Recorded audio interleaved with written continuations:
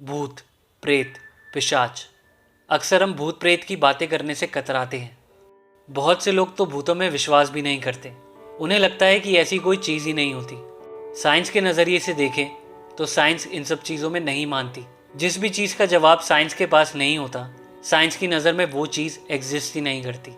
Science ने बहुत तरक्की की है, बट कुछ चीज़ों का जवाब साइंस के पास भी नहीं है। इस दुनिया में बहुत सी रहस्यमयी चीज़ें हैं। इनफैक्ट ये दुनिया खुद ही एक रहस्य है। बहुत से लोग इन चीज़ों में नहीं मानते, बट भगवान है तो शैतान भी है, पॉजिटिविटी है तो नेगेटिविटी भी है। आज जिस आइलैंड के बारे में मैं आपको बताने जा रहा हूँ, वो आइलैंड है ला इस्ला दे लास म्यूनिकास। इस आइलैंड को द आइलैंड ऑफ डॉल्स और डेड डॉल आइलैंड भी कहा जाता है। ये आइलैंड मेक्सिको से करीब 17 माइल्स की दूरी पर है। इस आइलैंड के बारे में सबसे अजीब बात यह है कि इस आइलैंड के पेड़ों पर हजारों डरावनी डॉल्स लटकी हुई हैं। यहाँ इंसानों का नहीं, डॉल्स का कब्जा है। ये डॉल्स बच्चों के खेलने वाली मामूली डॉल्स नहीं है। कहा जाता है कि इन डॉल्स में एक बच्ची की आत्मा वास करती है। देखने में ये डॉल्स इतनी डरावनी है कि कई लोग तो उनके पास जाने से भी कतराते हैं। सुनने में अजीब नहीं लगता कि एक आइलैंड है जहाँ ना तो कोई इंसान है, ना बिजली है, ना पीने का पानी है। बस चारों तरफ घना जंगल, वुडन स्ट्रक्चर्स और पेड़ों पर लटकी हुई हजारों डरावनी डॉल्स। आखिर कैसे इतनी सारी शापित गुड़िया उस आइलैंड पर आई, यही जानेंगे आज हम इस वीडियो में। तो दोस्तों, स्वागत है आप सभी का हमारे चैनल स्पिरिचुअल जर्नी हिंदी पर। तो कहानी शुरू होती है आज से 74 साल पहले, सन 1950 में।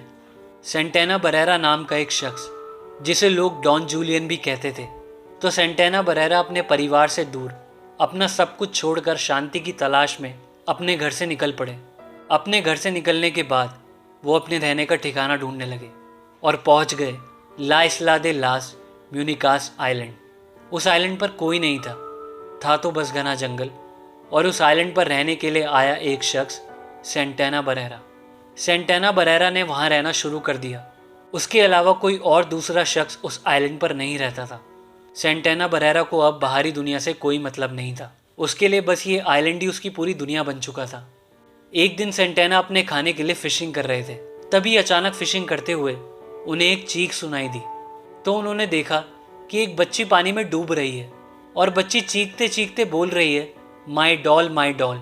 सेंटेना ने उस बच्ची को पानी से बाहर निकाला। बाहर निकालने तक वो बच्ची जिंदा थी और वो बच्ची बस एक ही बात कह रही थी, वेयर इज माई डॉल। सेंटेना ने उस बच्ची को बचाने की बहुत कोशिश की, पर वो उस बच्ची को बचा नहीं पाए और बच्ची की मौत हो गई। सेंटेना को इस बात का बहुत अफसोस था कि वो बच्ची को बचा नहीं पाए।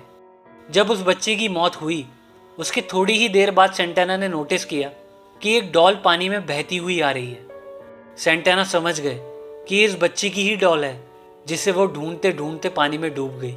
सेंटेना ने उस बच्ची को वहीं नदी के किनारे दफना दिया और उस बच्ची की आत्मा की शांति के लिए उस डॉल को वहीं पेड़ पर टांग दिया।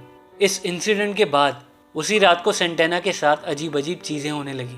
उन्हें अजीब अजीब आवाज़ें सुनाई देने लगी। फिर जब अगले दिन सेंटेना सोकर उठे तो उन्होंने देखा कि उसी नदी के किनारे जहाँ उस बच्ची की मौत हुई थी, वहाँ एक और डॉल पड़ी है। सेंटेना ने उस डॉल को भी उठाकर पेड़ पर टांग दिया। ये दूसरी डॉल कहाँ से आई थी, इसके बारे में सेंटेना को कुछ भी नहीं पता था। उसके बाद बहुत ही मिस्टीरियस और हैरान कर देने वाली चीज़ हुई। हर दिन सेंटेना को रहस्यमय तरीके से अलग अलग डॉल्स मिलने लगी और वो हर एक डॉल को पेड़ों पर टांगते चले गए। ऐसा करते करते डॉल्स की तादाद बढ़ने लगी और उस आइलैंड पर अब हज़ारों की तादाद में डॉल्स मौजूद थी। कहीं ना कहीं सेंटेना बरेरा ये समझ गए थे कि उस बच्ची की आत्मा से इन डॉल्स का कुछ तो कनेक्शन ज़रूर है। उसके बाद सेंटेना को रात में किसी लड़की की रोने की आवाज़ तो कभी चिल्लाने की आवाज़ आने लगी। रात होते ही सेंटेना को ऐसा लगता था जैसे डॉल्स आपस में बात कर रही हैं। सेंटेना जब इन डॉल्स की तरफ देखते थे तो वो नोटिस करते थे कि कई बार डॉल्स अपनी आंखों को हिला रही हैं। कभी उन्हें ऐसा लगता था कि वो उन्हें घूर रही हैं और अपनी डरावनी आंखों से सब कुछ देख रही हैं। तब सेंटेना पूरी तरह से श्योर हो गए कि इन डॉल्स में ज़रूर उस बच्ची की आत्मा है। सेंटेना को कई बार सपने में भी आया कि जब तक इन डॉल्स को छेड़ा नहीं जाएगा, यहाँ से हटाया नहीं जाएगा, कोई भारी इंसान यहाँ पर नहीं आएगा, तब तक सब ठीक रहेगा। हम किसी को भी तंग नहीं करेंगे। अगर यहाँ से किसी ने हमें हटाने की कोशिश की तो उसका अंजाम बहुत बुरा होगा। उसके बाद वक्त बीतता चला गया। अब तक लोग इस बात से अनजान थे कि इस दुनिया में कोई ऐसा भी आइलैंड है जहाँ पर इतनी सारी डरावनी डॉल्स पेड़ों पर लटकी हुई हैं। सन 1950 से लेकर सन 1990 तक इस आइलैंड के बारे में किसी को भी नहीं पता था और सेंटेना अभी भी इन डॉल्स के बीच उसी आइलैंड पर रह रहे थे। अब सेंटेना को उस आइलैंड पर रहते हुए 40 साल हो चुके थे। फिर 1990 में ही एक दिन कुछ क्लीनर्स यानी सफाई कर्मचारी उस आइलैंड पर आए। वो इस आइलैंड पर पहली बार आए थे। जैसे ही उन लोगों ने इस आइलैंड का माहौल देखा कि इस आइलैंड पर हर तरफ पेड़ों पर हजारों खतरनाक डॉल्स लटकी हैं, तो वो एकदम शॉक्ड हो गए और डर कर वहाँ से भाग गए। उसके बाद ये आइलैंड दुनिया के सामने आया। मीडिया ने भी इस आइलैंड को कवर किया। न्यूज़ चैनल्स, न्यूज़पेपर्स, हर जगह बस इसी आइलैंड की खबरें थी। फिर लोगों ने वहाँ जाकर सेंटेना से बात की।